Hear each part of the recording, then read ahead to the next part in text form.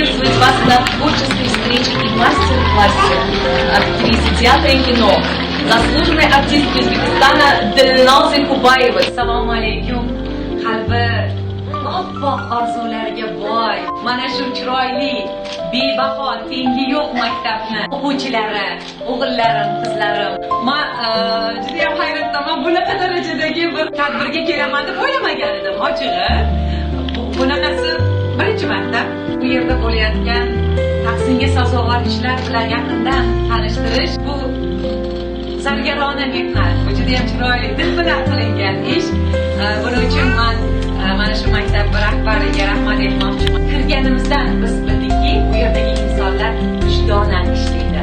So'qron yotar ustoz poyida, joningni pir tutgan navoiy hasrat. Ochil dasturxon, bolalarim, mana shu Bolaligimizga qaytdik-a, o'zimiz o'rtoqlarimiz yonida yetsin. Hamma eshitsin. Zo'r. Kelajakda bir yaxshi yetuk bir aktyor bo'lishi mumkin. Bu bolada bor ekan, shunaqa qirala bor. Sen nazar. Sopol yarashar ekan. Eng yomon ko'rgan fani. Matematika, algebra, geometriya, kimyo.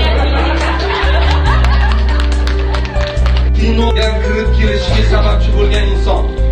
Munavvar Abdullayeva, Bahodir Nazarov. suratga olingan Suratga qimmat filmida salbiy qahramon, ya'ni qimmat obrazida bo'lgansiz. Ekranlarda ko'rsatilgandan so'ng tomoshabinlar sizni qanday qabul qilishgan? Bu roli bunaqa ovozda bo'lmadi, Shodiyonaxon. Bunaqa menga kelganda kelin mashhur qilgan deyapman. Kelba, bisyon bo'lsa agar, bol ham beqadr. Takror aytilganda rangsizdir kalom. Bu yorug' olamda vatan bittadir. Bittadir dunyoda ona degan. Gaplar zotga yurgan.